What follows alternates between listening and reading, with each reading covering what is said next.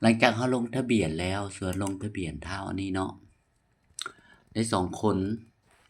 ตัวนี้สมมุติให้เบิ่งซื่อเด้อตัวนี้เปิดลงทะเบียนแล้วเนาะผู้นี้สุดาเท้าอันนี้แปลงใส่เด้อเขียนให้เต็มชื่ออิหยังต่างๆใส่แล้วเนาะหลังจากเสร็จแล้วถ้าเฮาสิเซ็งอาเบสิเนาะเฮาสิถ่ายรูปเราก็ต้องมาตั้งค่านี่ก่อนนะ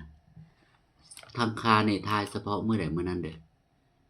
มื้อนี้สิว่าวันที่10เดือน1 2026เขาก็เขียน2026ใส่เนาะอันนี้นี่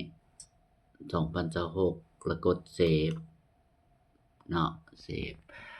แล้วเฮาสิถ่ายรูปผู้ใดก็มาเบิ่งบนลงทะเบียนนี้ส่วนเราสิถ่ายรูปเทส1เฮาก็มาเปิดตัวเทส1นี่ขึ้นมาเปิดขึ้นมาแล้วมาติ๊กใส่นี่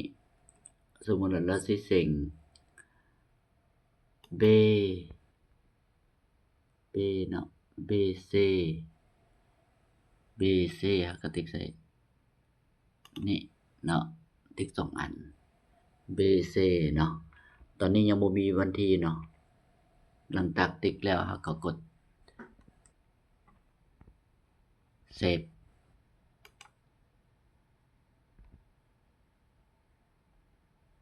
กดเ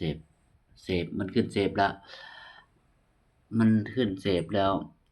ออกก่อนก็ได้แล้วเฮามาเบิ่งเปิดใหม่ก็ได้เนาะถ้ามันบ่ออก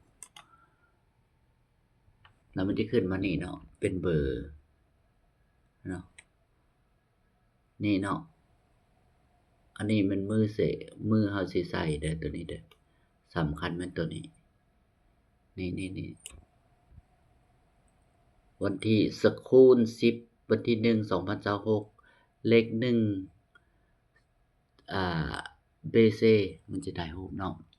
หลังจากนั้นเราก็มาถ่ายรูปให้มันมาโรงเรียนแล้วให้ถ่ายเด้อถ่ายยืนยันถ่ายจาก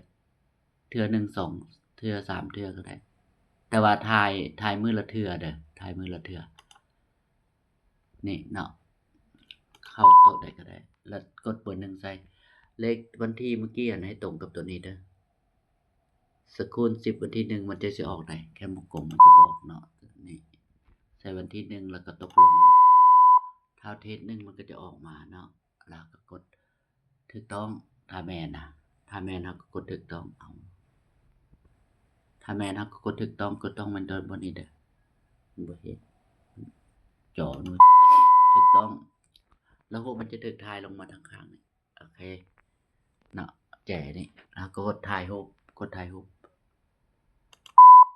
ถ่าย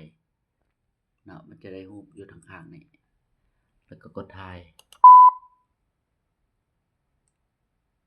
กด3เทื่อหลังจากถ่ายแล้วมันจะขึ้นทรงกดแล้วเราก็กดแล้วถ่ายแล้วจะเห็นรูปนี่ถ้ารูปดำนี่ก็เบาเด้อให้รูปมีคนนั่นส่งกดส่งแล้วก็ว่าบัดนี้สิถ่ายผู้ต่อไปเราก็กดถ่ายผู้ต่อไปแล้วก็เอาเลข2ใส่ถ้ามีเนาะเราก็เลข2ใส่อันนี้มันบ่มีเนาะหลังจากนั้นมันก็จะขึ้นมาแบบนี้ได้นั่นนี่เนาะก็ถือว่าแล้วขั้นตอนการถ่ายรูปโอเค